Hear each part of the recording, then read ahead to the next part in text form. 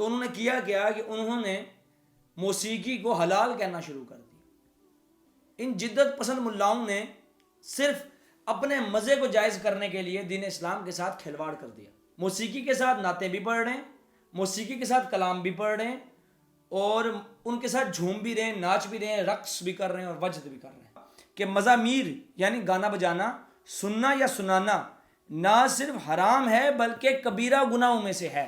بندہ آگے بتائے گھنٹی جو ہوتی ہے، گھنٹی پنجابی میں کہتے ہیں ٹلی، اور ٹلی میں نا کتنی کوئی موسیقی ہوتی ہے، کیونکہ ڈیپ انسائیڈ آپ لوگ بھی جانتے ہو کہ بھائی یہ حرام ہے، یہ جائز کوئی نہیں ہے۔ وما آتاکم الرسول فخذوہ وما نہاکم عنہ فانتہوا، جو چیز رسول اللہ دیں وہ لے لو، جسے روکیں اس سے رک جاؤ۔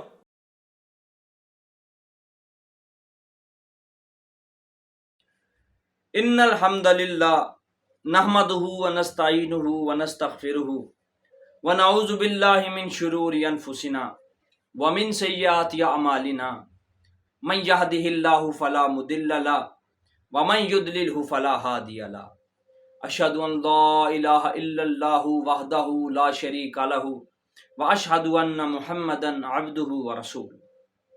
اما بعد فاعوذ باللہ من الشیطان الرجیم، بسم اللہ الرحمن الرحیم۔ قال اللہ تعالی فی القرآن الحکیم، ان اللہ وملائکتہ یصلون علی النبی یا ایہا الذین آمنوا صلوا علیہ وسلموا تسلیما، اللہم صل علی محمد وعلی آلہ وازواجہ واصحابہ وذریاتہ اجمعین برحمتک یا ارحم الراحمین۔ میرے بھائیو، موسیقی کی حرمت پر پہلے بھی ایک نشست اپلوڈ کی جا چکی ہے، اور اس میں قرآن، سنت اور ائمہ مفسرین کے اقوال کی روشنی میں اس بات کو آشکار کیا گیا تھا کہ موسیقی سننا حرام عمل ہے، ایک ایسا عمل ہے جسے اللہ اور اللہ کے رسول نے تعلیم نہیں فرمایا بلکہ اس سے بچنے کا حکم دیا ہے، اور یہ کام کرنے والوں کو سخت سے سخت وعیدیں دی۔ لیکن پچھلے کچھ دنوں سے بہت سے لوگ دوبارہ اس کی حلت پر باطل اور مردود اقوال پیش کرنے پر بضد ہیں، اور اس صورت میں وہ لوگوں کو گمراہ کرنے کے لیے باطل تعویلات پیش کرتے ہیں۔ تو ہمارے آج کی جو ویڈیو کا فارمیٹ ہے وہ ایسے ہے کہ سب سے پہلے ہم اس مقدمے کو سمجھیں گے کہ ہمارا موسیقی پر دراصل مقدمہ ہے کیا، کہ آیا آپ کی جو تعویلات ہیں اس مقدمے کے جواب ہیں بھی یا نہیں۔ نمبر 2، قرآن اس کے بارے میں کیا افکار رکھتا ہے، کیا احکامات دیتا ہے، کیا رولنگز دیتا ہے، یا جیسے بہت سے لوگ کہتے ہیں کہ قرآن میں اس کا ذکر موجود نہیں ہے، کیا یہ بات حقیقت ہے یا نہیں، اس کو بھی ڈسکس کیا جائے گا۔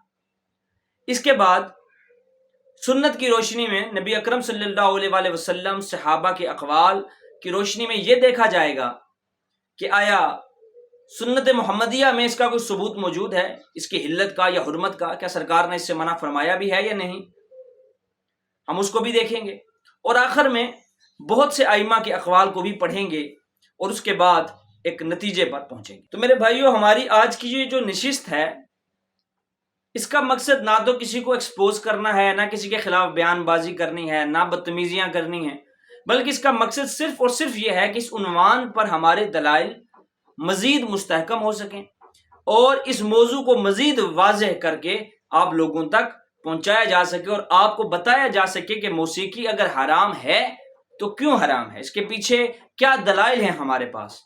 ہمیں خالی کٹر مولوی کہہ کے یا ملا ازم کہہ کر آپ اپنی جان نہیں چھڑا سکتے کہ آپ کٹر مولویوں والا بیہیویئر رکھ رہے ہیں، آپ کا بیہیویئر کٹر مولویوں والا ہے۔ تو ہم آپ کو بتانا چاہتے ہیں کہ ہمارا بیہیویئر کٹر مولویوں والا نہیں ہے، بلکہ ہم صرف اور صرف یہ بتانے کی کوشش کر رہے ہیں کہ جس چیز کو ہم حرام کہہ رہے ہیں ہمارے پاس اس کی یہ دلیل ہیں، اور آپ نے جو دلائل پیش کیے ہیں وہ سارے کے سارے باطل ہیں، ان کی کیا وجوہات ہیں وہ بھی اسی ویڈیو کے اندر ہم آپ کو علمی طریقے سے بتائیں گے۔ اس سے پہلے کہ ہم اس نشست کا آغاز کریں، آپ ہماری پہلی نشست ضرور دیکھ لیں، کیونکہ بہت سے ایسے دلائل ہیں جو ہم نے اس نشست میں دیے ہیں وہ ہم اس نشست میں نہیں دیں گے۔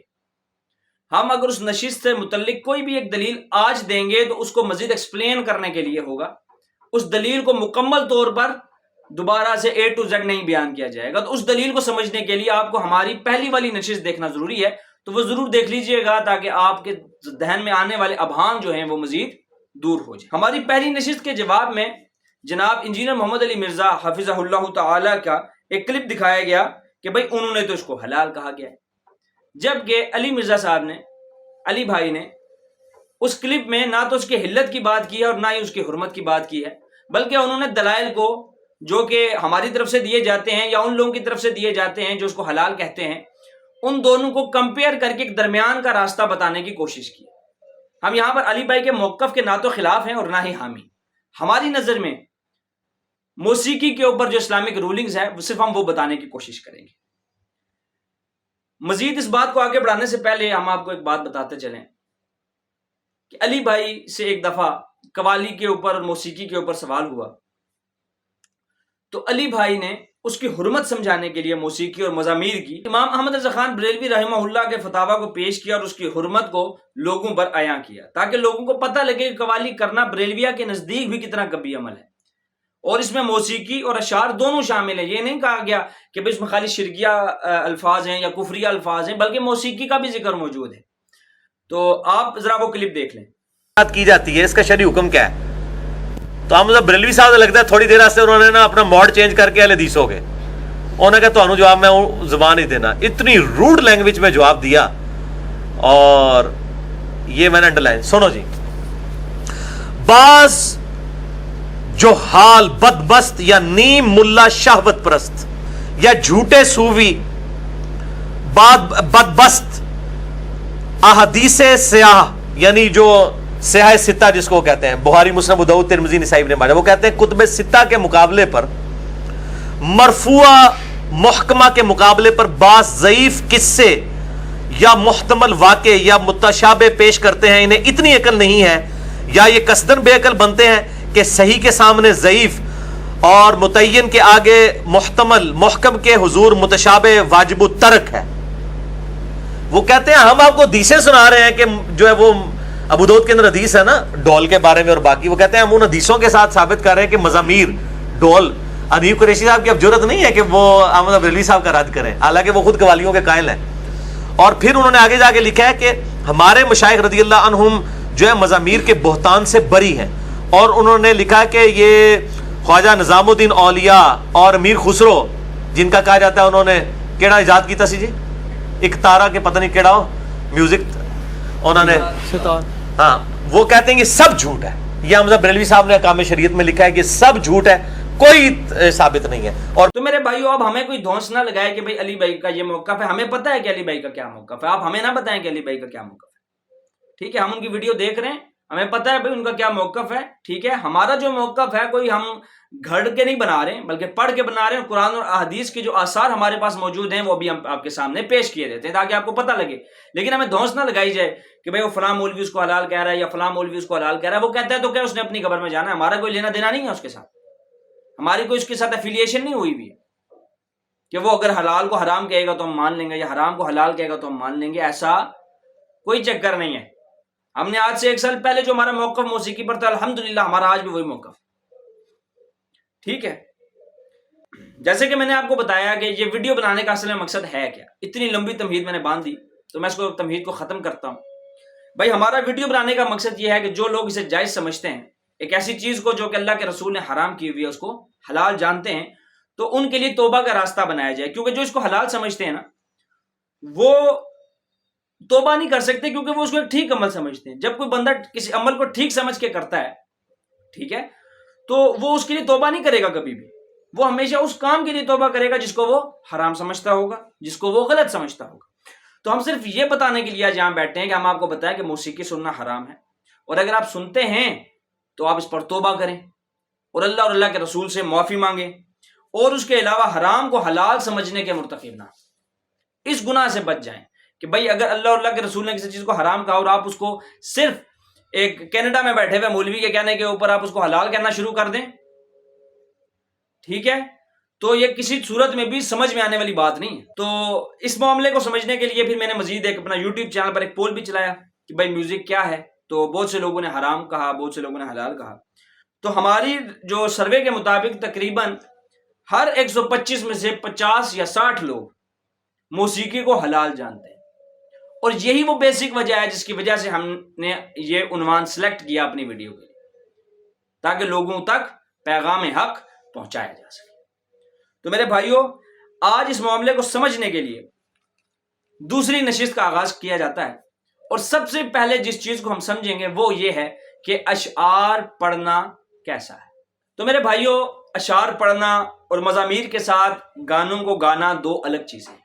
اشعار کو چاہے نثری طور پہ پڑھا جائے، چاہے سر کے ساتھ پڑھا جائے، اور موسیقی کے ساتھ گانوں کو گایا جائے، یہ دو الگ مختلف چیزیں ہیں۔ ہمارے یہاں لوگ اکثر ان چیزوں کو مکس کر دیتے ہیں، اور جو اشعار کو سر کے ساتھ پڑھنا ہوتا ہے اس کو اور موسیقی دونوں کو مکس کر کے کہتے ہیں دیکھو اگر یہ حلال ہے تو یہ بھی حلال۔ ایسے نہیں ہوتا۔ اگر ایسی آپ دلیل پکڑیں گے اس کا مطلب ہے کہ بکرا ہے، بکرا حلال ہے، بکرے کی 4 ٹانگیں ہیں، تو اس کا مطلب ہے سور ہے، سور کی بھی 4 ٹانگیں ہیں، حلال ہے۔ ایسے نہیں ہوتا۔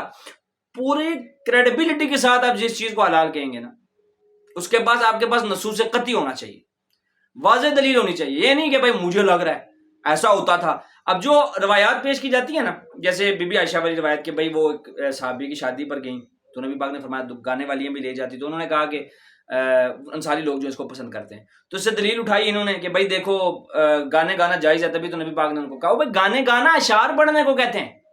بھائی عرب کا کلچر تھا کہ شادی پر اشعار پڑھے جاتے تھے، خوبصورت اشعار پڑھے جاتے تھے، دولہے کے لیے پڑھے جاتے تھے، دلہن کے لیے پڑھے جاتے تھے، اشعار پڑھے جاتے تھے مزامیر کے بغیر، ٹھیک ہے۔ اسی طرح جب کوئی بندہ مر جاتا تھا، شہید ہو جاتا تھا، قتل ہو جاتا تھا، تو اس کے جنازے پر بھی نوحے اور مرثیے پڑھے جاتے تھے۔ آپ تاریخ کی کتب اٹھائیں، حضرت عمر رضی اللہ تعالیٰ عنہ کی شہادت پر مرثیے پڑھے گئے، حضرت عثمان غنی رضی اللہ تعالیٰ عنہ کی شہادت پر مرثیے پڑھے گئے، حضرت علی رضی اللہ تعالیٰ عنہ کی شہادت پر مرثیے پڑھے گئے۔ تو مرثیے پڑھے جاتے تھے، یہ ان کا کلچر تھا جس کو اسلام نے کبھی منع نہیں کیا۔ اشعار کو پڑھنا یا ان کو گنگنانے کو منع نہیں فرمایا۔ تو اگر نبی اکرم صلی اللہ علیہ وآلہ وسلم نے گانے والوں کا پوچھا تو اس کا مطلب ہے اشعار پڑھنے والوں کا پوچھا، اچھے اشعار پڑھنے والوں کا پوچھا، نہ کہ مزامیر بجانے والوں کا پوچھا۔ تو اس چیز کو سمجھنا بڑا ضروری ہے۔ تو جیسے میں نے آپ سے کہا یہ دو الگ چیزیں ہیں۔ اکثر لوگ کہتے ہیں گانے اچھے ہوتے ہیں جن کے اندر کوئی شرکیہ چیز، کفریہ چیز نہ ہو، تو ان کو سننے میں کوئی مذائقہ نہیں ہے، لیکن اگر ہوں تو ان کو نہیں سننا چاہیے۔ ہم یہ کہتے ہیں کہ گانوں کو چاہے ان کے اشعار اچھے ہوں یا برے ہوں، موسیقی کے ساتھ تو سننے ہی نہیں چاہیے، اور اگر وہ موسیقی کے بغیر ہیں پھر ہم اس بات پر آئیں گے کہ اس کے جو اشعار ہیں وہ شرکیہ ہیں یا نہیں ہیں، اس کے اشعار لغویہ ہیں یا نہیں ہیں، اس کے اشعار جو ہیں لا یعنی ہیں یا نہیں ہیں، وہ بات کی بات ہے۔ پہلے مزامیر کو ایکسٹریکٹ کر کے نکالنا پڑے گا، پہلے موسیقی کو، غنا کو، ان تمام چیزوں کو نکال کر باہر رکھنا پڑے گا، ذوف کو، معزف کو، ان تمام چیزوں کو الگ کر کے پھر ہم اشعار کی طرف آئیں گے بھائی اشعار کیسے۔ تو یہ پوائنٹ تو سمجھ آ گیا ساروں کو کہ بھائی اشعار الگ چیزیں ہیں اور موسیقی ایک الگ چیز ہے۔ تو میرے بھائیو، اشعار کی تو حرمت بدل سکتی ہے، یعنی اگر اچھے اشعار ہوں تو وہ حلال ہو جائے گا، اگر برے اشعار ہوں گے تو حرام ہو جائے گا۔ اس کا جو مقدمہ ہے وہ بدلتا رہے گا اس کے الفاظ کے ساتھ، ٹھیک ہے۔ لیکن جو موسیقی ہے اس کی حرمت نہیں بدلے گی، وہ حرام تھی، وہ حرام ہے، وہ حرام رہے گی، اور یہی ہمارا مقدمہ ہے، نہ کہ اشعار ہمارے مقدمہ ہے۔ لوگ چونکہ کنفیوز اس بات پر ہو جاتے ہیں، وہ یہ سمجھتے ہیں کہ ہمارا جو مقدمہ ہے وہ کیا ہے، گانے کے الفاظ نہیں ہے۔ ہمارا مقدمہ ہے مزامیر، موسیقی، ڈھول، باجے، سارنگیاں، ہارمونیم، گٹار، اکتارا، یہ ہمارا جو ہے وہ مقدمہ ہے۔ ان کو بجانا کیسا ہے، اشعار نہیں ہے، ٹھیک ہے۔ تو اس کنفیوژن میں سے سب سے پہلے آپ نے باہر نکلنا ہے کہ بھئی ہمارا جو آج کا مقدمہ ہے وہ موسیقی ہے، موسیقی، غنا۔ سمجھ آ رہی ساروں کو؟ ٹھیک ہے۔ اچھا میرے بھائیو، اللہ کے دشمن اور اس کے دھوکے، فریب، جن سے وہ عقل سے بیزار، دین سے دور لوگوں کو بہکاتا ہے، اور ایسے آلات جن کو اللہ اور اللہ کے رسول نے حرام کیا ہوا ہے، وہ ان سے اسی وقت بجواتا ہے جب وہ اللہ اور اللہ کے رسول کی دعوت کو سننے کے لیے پڑھتے ہیں۔ اللہ اور اللہ کے رسول کی بات ہوگی، وہ مزامیر بجائے گا، آپ اللہ اور اللہ کے رسول کی بات کو چھوڑ کے وہ مزامیر سننے چلے جائیں۔ تو اگر وہ مزامیر اچھے بھی بج رہے ہوں، ان کے ساتھ اچھے اشعار بھی پڑھے جا رہے ہوں، تب بھی ان کے اندر خیر مضمر نہیں ہو سکتی، ان کے اندر شر ہی مضمر ہے، کیونکہ وہ اللہ سے دور کر رہا ہے۔ کیا کر رہا ہے؟ دور کر رہا ہے۔ امام ابن قیم الجوزی رحمۃ اللہ علیہ فرماتے ہیں کہ موسیقی شیطان کا قرآن ہے، شیطان کا قرآن ہے، جسے وہ قرآن کے مقابلے میں پیش کرتے ہیں کہ جب یہ قرآن پڑھیں گے ہم موسیقی بجائیں گے، اور لوگ گدھوں اور جانوروں کی طرح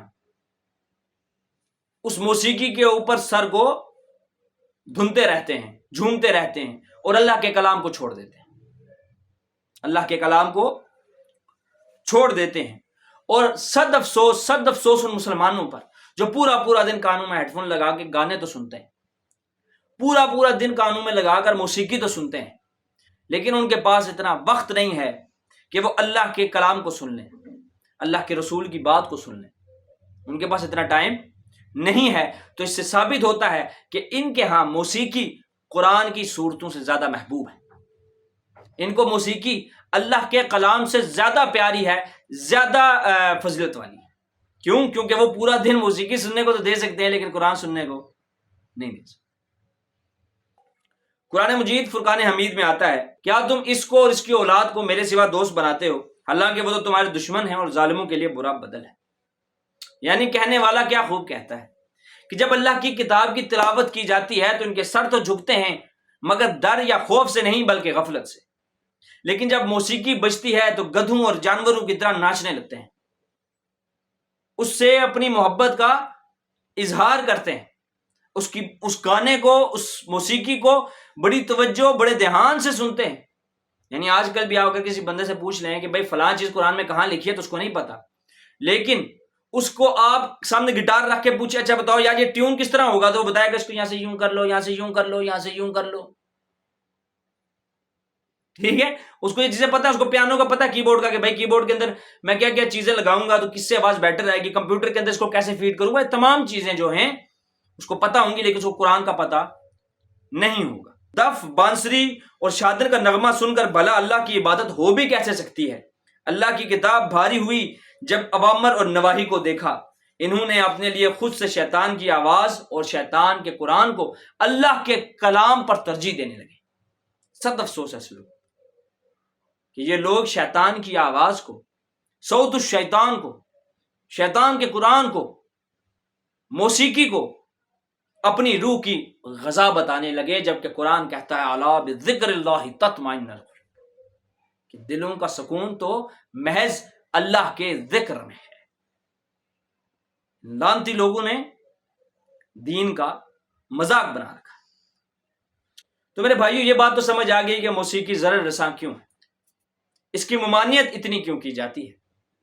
اس کو سمجھنے کے لیے ماہر عمرانیات، ماہر فلسفہ، ماہر تاریخ حضرت علامہ ابن خلدون رحمہ اللہ تعالی مسلمان سلطنتوں کی زوال کی وجہ بیان کرتے ہوئے کہتے ہیں کہ جتنی بھی اسلامی سلطنتوں کو زوال آیا ان میں سے اکثر کے زوال کا سبب یہی رقص اور سرور کی محافل ہیں، کیونکہ وہ بادشاہ شب و روز ناچ گانوں کی محفلوں میں مشغول رہتے تھے، ناچ گانوں کی محفلوں میں مشغول رہتے تھے، مزامیر کے اندر ناچنا گانا، جس طرح آج ہماری امت ہے۔ آج ہماری امت کو نماز کے مسائل کا، ایسی چیزوں کا جن سے نماز نہیں ہوتی، ایسی چیزیں جن سے روزے فاسد ہو جاتے ہیں، اس کا تو پتہ کوئی نہیں ہے، لیکن یوٹیوب پہ، فیس بک پہ، ٹک ٹاک پہ ناچ رہے ہیں،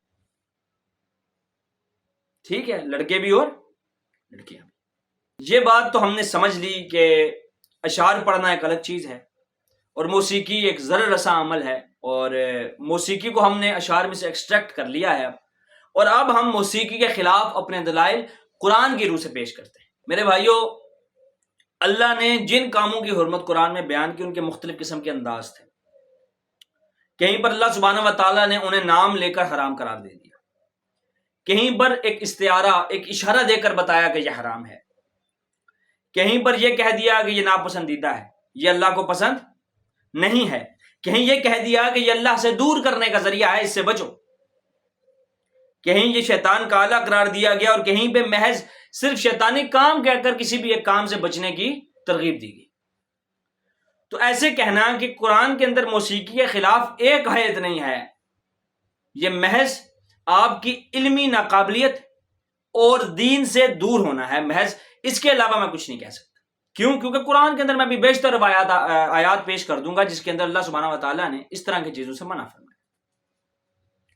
اس سلسلے میں پہلی جو آیت ہے وہ سورہ لقمان کی آیت نمبر 6، لہو الحدیث والا ٹاپک پچھلی ویڈیو کے اندر موجود ہے، آپ وہاں سے دیکھ سکتے ہیں۔ تو اس کے اندر یہ لہو الحدیث خرید کر لاتے ہیں اور لوگوں کو دین سے دور کرتے ہیں، اللہ کے راستے سے بھٹکاتے ہیں، لہو الحدیث خرید کے لاتے ہیں۔ تو اب ہم صحابہ کرام سے پوچھیں گے نا، جو پہلی جماعت ہے جس نے سب سے پہلے قرآن سمجھا ہے، ہم اسے کہیں گے نا کہ بتاؤ بھائی لہو الحدیث کیا ہے؟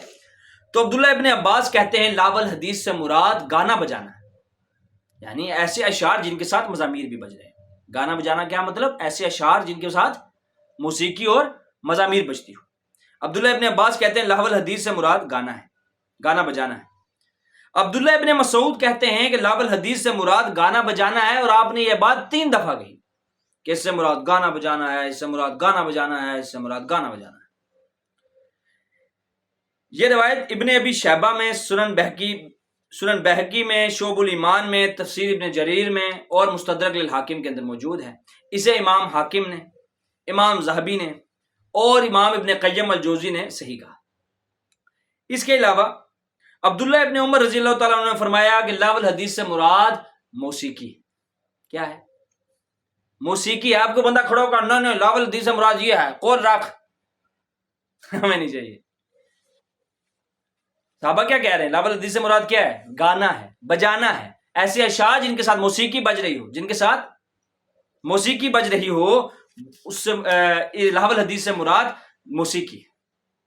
حسن بصری کہتے ہیں، یہ تابعی ہیں، حسن بصری کہتے ہیں اس سے مراد آلات موسیقی۔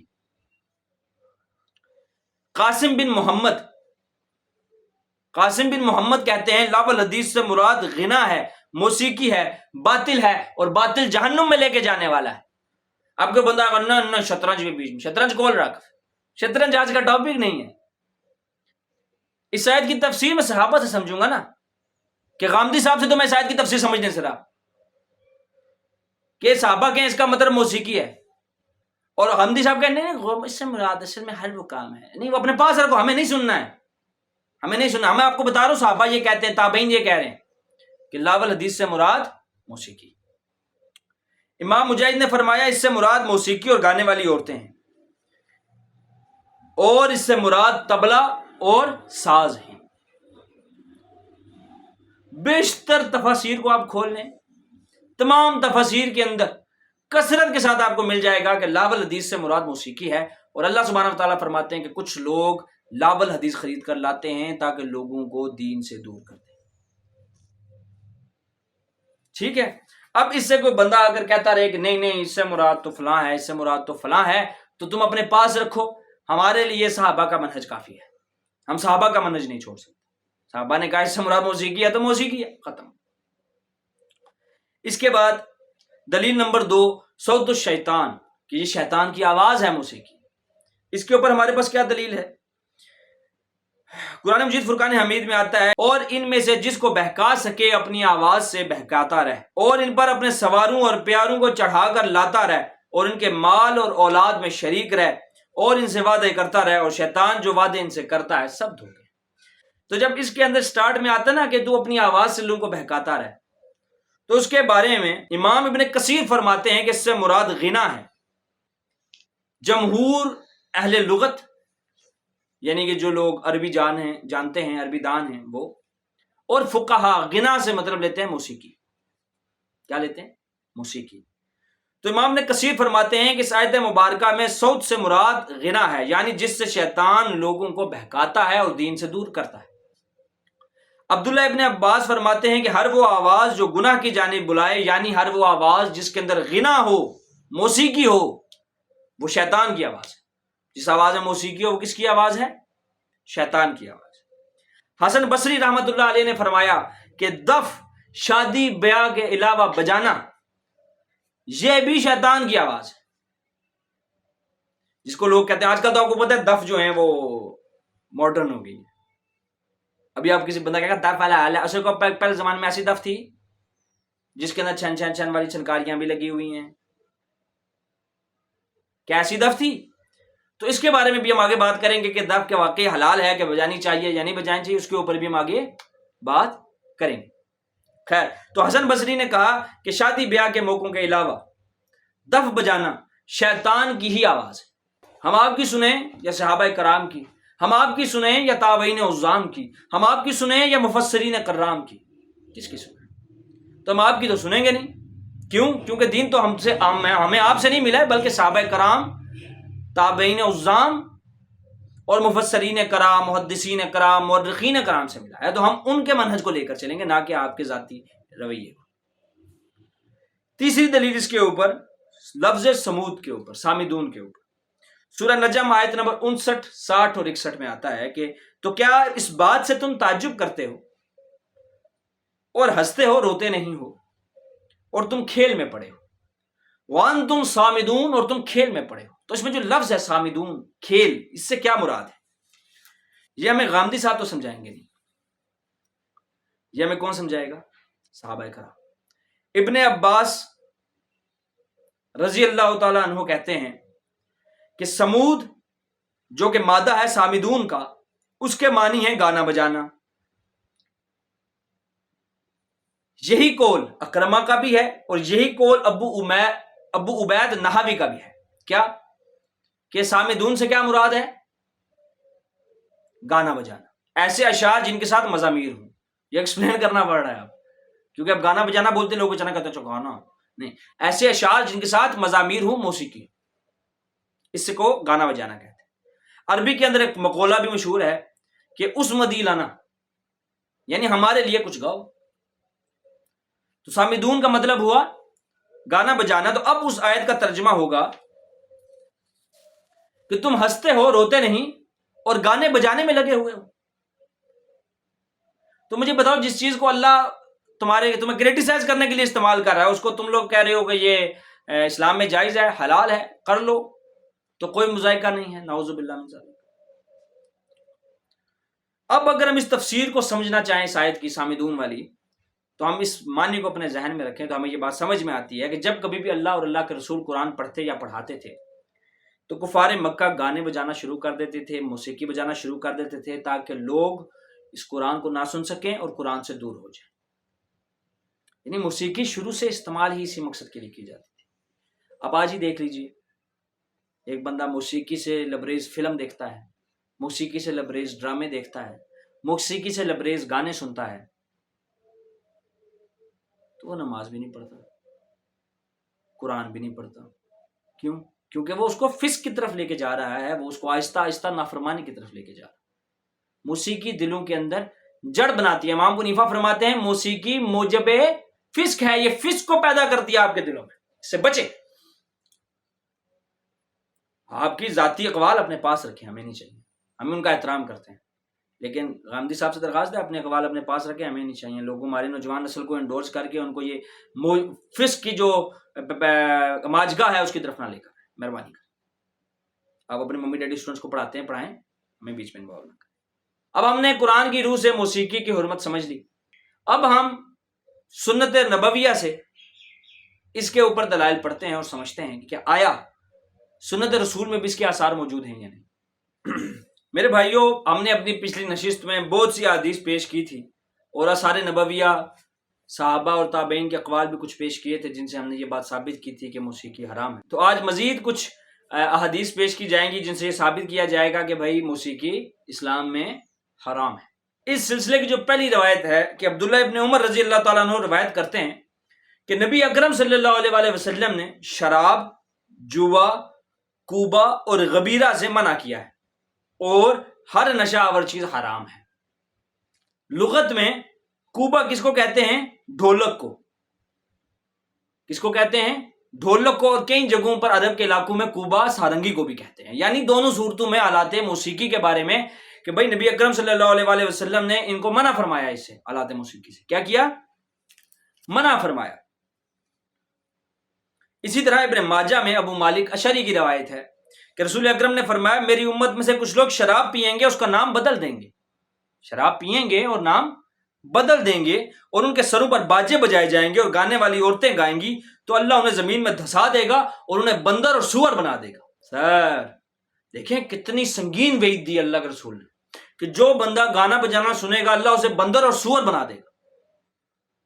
یہ میں تو نہیں کہہ رہا ہوں، یہ حدیث کہتی کہ نبی اکرم صلی اللہ علیہ وآلہ وسلم نے ہر دفعہ اس کو کبھی سے کبھی اور برے سے برے گناہ کے ساتھ، کبیرہ گناہوں کے ساتھ جوڑا، شراب کے ساتھ جوڑا، زنا کے ساتھ جوڑا، ریشم کے ساتھ جوڑا، اس کے علاوہ گانے والی عورتوں کے ساتھ جوڑا، اور کہا اللہ نے زمین میں دھسا دے گا اور بندر بنا دے گا اور سور بنا دے گا. اللہ ہمیں اللہ کے غضب اور عذاب سے بچائے اور اللہ کے رسول کی اطاعت کرنے کی توفیق. بھائی اللہ کے رسول نے فرمایا جو بندہ گانا بجانا کرے گا اللہ اسے زمین میں دھسا دے گا. آپ کہہ رہے ہو نہیں حلال ہے. یہ کیسے کرتے ہو بھائی؟ یہ کیسے کر لیتے ہو کہ جس چیز کے اوپر اللہ کا رسول منع فرماتا ہے اس چیز کو تم حلال قرار دیتے ہو کہ اللہ کو جان نہیں دینی ہے؟ اس زمن کی تیسری روایت کہ نبی اکرم نے فرمایا کہ بے شک اللہ نے مجھے تمام جہان والوں کے لیے باعث رحمت اور ہدایت بنا کر بھیجا اور مجھے حکم دیا ہے کہ موسیقی کے آلات، مزامیر، بت، صلیب اور جاہلیت کے کاموں کو ختم کر دو. آلات موسیقی کو ختم کر دو، حلال حرام کو الگ الگ نہ کر دو کہ یہ حلال، یہ موسیقی کے آلات حلال ہیں، یہ موسیقی کے آلات حرام ہیں. فرمایا ختم کر دوں. توڑنے کے لیے بھیجا ہے مجھے صلیب کو، توڑنے کے لیے مجھے بھیجا ہے بت کو، توڑنے کے لیے مجھے بھیجا ہے جاہلیت کی رسومات کو، اور توڑنے کے لیے مجھے بھیجا ہے آلات موسیقی. اب آپ اس حدیث کی روشنی میں کیسے یہ کہہ سکتے ہیں کہ نبی اکرم صلی اللہ علیہ وآلہ وسلم نے فلاں جگہ پہ حلال کہا یا فلاں جگہ پہ؟ اس کا مطلب ہے نا کہ اس حدیث کے فہم جو آپ لے رہے ہو وہ غلط ہے. جیسے میں نے پیچھے ابھی گانے والی بات بتائی آپ کو کہ وہاں پر فہم ہی غلط لیا جا رہا ہے حدیث کا. اب وہ کہا جاتا ہے نہیں وہ غامدی صاحب کہتے ہیں کہ قرب قیامت میں کچھ ایسے لوگ ہوں گے جو زنا، ریشم اور آلات موسیقی، ٹھیک ہے، اور شراب کو حلال کر لیں گے. تو اس کے اوپر کیا دلیل؟ کہتا ہے ریشم مطلقاً حرام نہیں ہے. غامدی صاحب کہتے ہیں کہ ریشم مطلقاً حرام نہیں ہے. ٹھیک ہے، تو زنا مطلقاً حرام نہیں ہے، یا وہ آپ اوکیجنلی کر سکتے ہیں، ویکینڈز پہ، عید کے عید زنا کر سکتے ہیں. مطلقاً حرام ہے میرے بھائی، شراب مطلقاً حرام ہے. اس کے ساتھ جوڑا جب تین چیزیں حلال حرام ہے تو چوتھی کیسے حلال؟ جب زنا کی دو قسمیں نہیں ہو سکتی. اگر آپ یہاں سے یہ دلیل پکڑتے ہیں جی وہ ریشم ہے نا تو ریشم مطلقاً حرام نہیں، اس کا کچھ مرد اتنا یا اتنا یوز کر سکتا ہے اپنے اس کے لیے، گوٹے کے لیے، ٹھیک ہے، تو وہ مطلقاً حرام نہیں ہے، اس لیے میوزک بھی مطلقاً حرام نہیں ہے. تو پھر زنا مطلقاً حرام ہے تو اس سے ہم یہ دلیل نہیں پکڑ سکتے کہ بھائی جان میوزک مطلقاً حرام ہے، آلات موسیقی مطلقاً حرام ہے. کس کی دلیل سٹرونگ ہے؟ سوچو. کوئی خدا کا خوف کرنا چاہیے، کوئی اللہ سے ڈرنا چاہیے. خیر،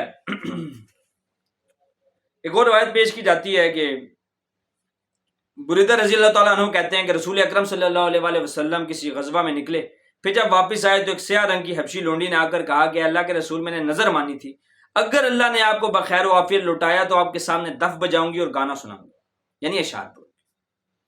تو رسول اللہ نے اسے فرمایا اگر تو نے نظر مانی تھی تو بجا لے، ورنہ نہیں. ابھی اس کی دلیل کیا ہے وہ میں آگے بتاتا ہوں.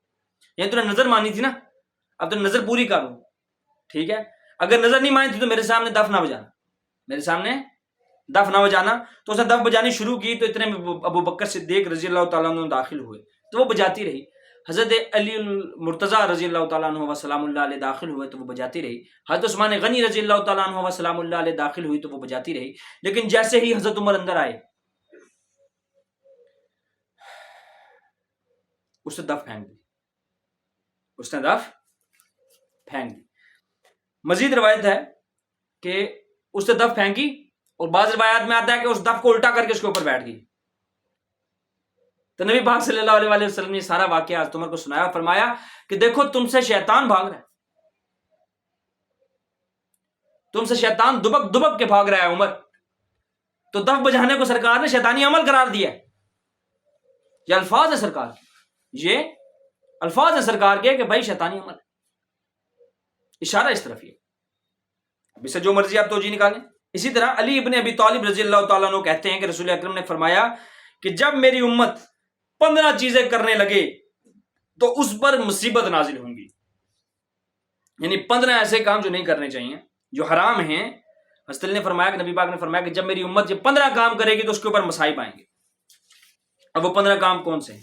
جب مال غنیمت کو دولت اور امانت کو غنیمت، زکوٰۃ کو تاوان سمجھا جانے لگے، آدمی اپنی بیوی کی فرما برداری کرے اور اپنی ماں کی نافرمانی کرے، اپنے دوست پر احسان کرے اور اپنے باپ پر ظلم کرے، مساجد میں آوازیں بلند کرے، رذیل آدمی قوم کا لیڈر بن جائے، شر کے خوف سے آدمی کی عزت کی جائے، شراب پی جائے، ریشم پہنے جائے، گانے والی لونڈیاں گھروں میں آئیں اور باجے بجائے جائیں۔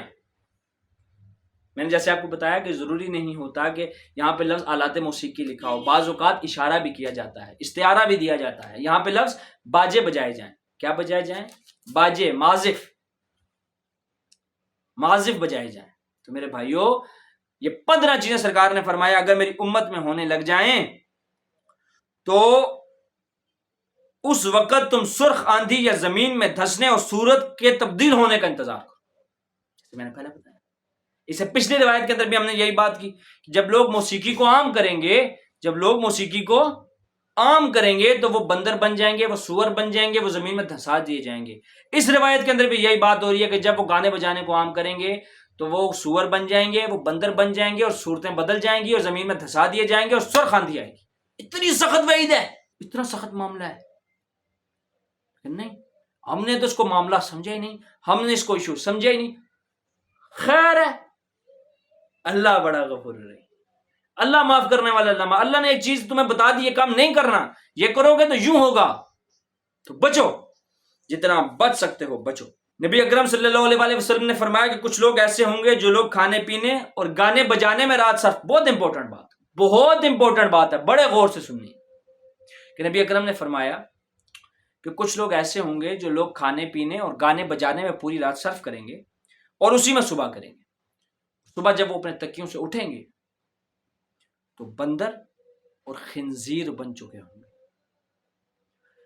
اپنے آس پاس معاشرے کو دیکھیے، باربیکیو کی پارٹیاں ہوتی ہیں، پوری رات چلتی ہیں، موسیقی ہوتی ہے، بڑے بڑے سپیکر لگائے جاتے ہیں، ان کو بجایا جاتا ہے، سنایا جاتا ہے۔ ایسا ہے کہ نہیں ہے نا؟ شادیوں میں پوری رات گانے بجائے جاتے ہیں۔ سرکار نے فرمایا کہ میری امت میں ایسے لوگ ہوں گے جو پوری رات کھائیں گے، پیئیں گے، موسیقی سنیں گے، جب صبح اٹھیں گے تو بندر اور خنزیر بن چکے ہیں۔ کہتا ہوں اس سے بڑی کیا سزا، جس سے جو ہفتے والوں کی سزائیں ہیں وہ بندر بن گئے تھے۔ تو سرکار نے فرمایا جو موسیقی سنے گا اس کے ساتھ یہ معاملہ ہوگا۔ پھر بھی آپ کو وہی نظر نہیں آ رہی، آپ کو سیدھی آیات نظر نہیں آ رہی، آپ کو سیدھی احادیث نظر نہیں آ رہی ہے۔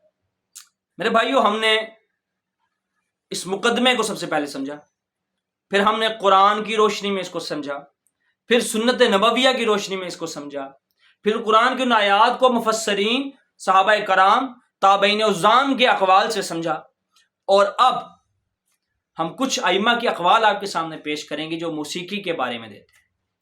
سب سے پہلے امام ابو حنیفہ رحمۃ اللہ علیہ وہ کہتے ہیں کہ تمام قسم کے موسیقی کے آلات کو سننا حرام ہے۔ ان کے نزدیک ان کا سماع گناہ ہے اور موجب فسق ہے، کہ گانوں کو سننا جو ہے وہ گناہ ہے، حرام ہے۔ کیوں حرام ہے؟ کیونکہ یہ انسان کے اندر نافرمانی کی جڑ کو پیدا کرتا ہے۔ امام ابو حنیفہ حضرت نعمان بن ثابت رحمۃ اللہ علیہ فرماتے ہیں، ان کے شاگرد قاضی ابو یوسف کہتے ہیں کہ جس گھر سے موسیقی کی آواز آئے وہاں بلا اجازت گھس جاؤ، کیونکہ برائی کو روکنا فرض ہے۔ ہم ایسا عقیدہ نہیں آپ لوگوں کو بتا رہے ہیں بھائی جو ہم نے آج ڈیوائز کیا غامدی صاحب کی طرح، ہم آپ کو ایسا عقیدہ بتا رہے ہیں جو قرآن اور سنت کی روشنی ہے۔ شیخ ابو اسحاق کہتے ہیں کہ حرام شے پر مزدوری اور منافع جائز نہیں ہے، یعنی یہ حرام شے آپ خریدیں، بیچیں، کمائیں، اس کی خرید و فروخت یا اس کا منافع حاصل کرنا جائز نہیں ہے، جیسے گانا، آلات موسیقی، بانسری اور شراب۔ ایک فتویٰ دیا انہوں نے، اس فتوے کے اندر اگزامپل کے طور پہ موسیقی کے آلات دیے کہ بھئی موسیقی کے آلات کو بیچنا خریدنا حرام ہے۔ کیوں؟ کیونکہ یہ حرام شے ہے۔ امام شافعی کہتے ہیں گانا بجانا مکروہ اور لہو ہے اور جو باطل و محال کے مشابہ ہے۔ ابو زکریا نووی نے آلات موسیقی کو حرام قرار دیا ہے۔ ابو عمر بن الصلاح نے موسیقی کے حرام ہونے پر امت مسلمہ کا اجماع ہونے کا دعویٰ کیا کہ تمام امت مسلمہ کا اس پر کوئی اختلاف نہیں ہے، اس بات پر کہ موسیقی حرام ہے یا نہیں، سب اس کو حرام مانتے ہیں۔ امام مالک نے موسیقی بجانے کو فاسقوں کا عمل قرار دیا ہے۔ امام احمد نے گانے بجانے کو موجب نفاق قرار دیا کہ اگر آپ گانا بجانا سنتے رہیں آپ کے اندر منافقت آ جائے گی، آپ کے اندر نفاق گھر کر جائے گا۔ اور امام نے جوزی رحمۃ اللہ علیہ نے موسیقی سننے کو کفر، فسق، نافرمانی اور جادو کی قسم باطل میں داخل کیا۔ میرے بھائیوں، اس تمام معاملے کے بعد بھی اگر آپ یہ بات کہیں کہ ہمارے پاس اس کے بارے میں کوئی واضح دلیل موجود نہیں ہے کہ یہ حلال ہے یا حرام ہے، تو میرے بھائیوں آپ کو اللہ ہدایت دے، آپ کو اللہ قرآن سمجھنے کی توفیق دے۔ بھائی ایک چیز جس کے اوپر آیات قرآنیہ واضح ہیں، جس کے اوپر حدیث مبارکہ واضح ہیں، جس کے اوپر سرکار دو عالم صلی اللہ علیہ وآلہ وسلم کے آثار واضح ہیں، جس کے اندر صحابہ کرام کے آثار ثابت ہیں، تو اب باطل تعویلات پیش کرنے کا کوئی فائدہ نہیں ہے، کیونکہ سرکار دو عالم صلی اللہ علیہ وآلہ وسلم کے اقوال، ائمہ کے اقوال اور امت مسلمہ کے اجماع سے یہ بات ثابت ہوتی ہے کہ یہ حرام ہے۔ کسی ایک بندے کا اس اختلاف کر لینا اس اجماع کو نہیں توڑ سکتا۔ کسی ایک بندے کی نا سمجھی، نا بلدگی اس بات کا ثبوت نہیں ہو سکتی کہ کوئی حرام چیز حلال ہو جائے گی، نہ وہ دلیل بن سکتی۔ اگر کثیر تعداد کے ائمہ کے مقابلے میں ایک کوئی امام کھڑا ہو کے کہہ دے کہ حلال ہے، ایک کوئی امام کھڑا ہو کے کہہ دے کہ حلال ہے، تو اس ایک کی روایت ان تمام روایتوں کے آگے منکر قرار دی جائے گی اور وہ ناقابل عمل ہوگی۔ یہ اصول ہے۔ اب یہ سمجھ لیں کہ اللہ اور اللہ کے رسول نے موسیقی کو حرام قرار دیا ہے، ہم اسے حرام جانتے تھے، ہم اسے حرام جانتے ہیں اور ہم اسے حرام جانتے رہیں گے۔ تو میرے بھائیو، آج کی اس نشست میں ہم نے اس تمام مقدمے کو کھول کر بیان کر دیا ہے جتنا کر سکتے تھے، کیونکہ ویڈیو بہت زیادہ ایکسٹینڈ ہو رہی تھی، تو ہم نے اس کو بہت زیادہ شارٹ کر دیا اور کوشش یہ کی ہے کہ شارٹ ٹائم میں زیادہ سے زیادہ دلائل آپ تک پہنچائے جائیں۔ تو میرے بھائیو، اللہ ہمیں قرآن پڑھنے، قرآن سمجھنے، قرآن پر عمل کرنے کی توفیق عطا فرمائے۔ اللہ ہمارے دلوں میں سرکار دو عالم صلی اللہ علیہ وآلہ وسلم کی محبت ڈالے، ان کی اطاعت کرنے کا جذبہ ڈالے۔ اللہ ہمیں صحابہ کرام رضوان اللہ اجمعین سے محبت کرنے کی توفیق عطا فرمائے۔ اللہ ہمارے دلوں میں اہل بیت کی محبت کو راسخ فرمائے۔ اور اگر میرے بھائیوں میرے منہ سے کوئی بات ایسی نکل گئی ہو، فرط جذبات میں آ کر ایسی بات نکل گئی ہو جو نہیں کہنی چاہیے تھی، تو اس پر میں آپ سے معافی کا درخواست گزار ہوں، اور دعاؤں میں یاد رکھیے گا۔ اللہ آپ کو اور ہمارا حامی و ناصر ہو۔ السلام علیکم ورحمۃ اللہ وبرکاتہ۔